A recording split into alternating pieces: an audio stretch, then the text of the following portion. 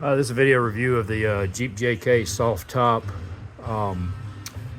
gasket sealers for the soft top. I ordered these and I knew it was not near enough for what I needed, but I went ahead and got them. They were $8 or $9. It was two pieces. These both go on the soft top. You can see this one is pretty form fitted easily. The other one though, this thin piece right here, it was designed to go where you see these white dots right here. This is where the old one came off at, which is, inch and a quarter wide, and what they've sent is probably a ½ inch wide. So what I did was I put that one up on the actual plastic part of the frame. This is canvas, this is plastic. I put it actually here, and then I got 1 1/4 inch. You'll be able to see over there.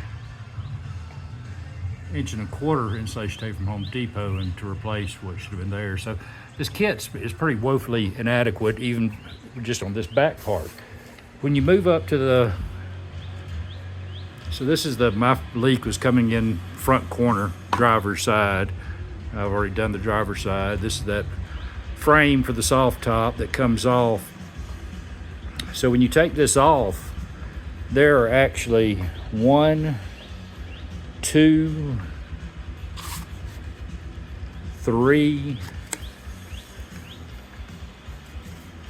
4, 5 pieces of insulation weather stripping needed for just this one plastic piece, in addition to that piece there that also needs to come out. And I saw the kits that were designed for the hard top, and it may be the same seals, I don't know, but I didn't see a multi-piece kit for the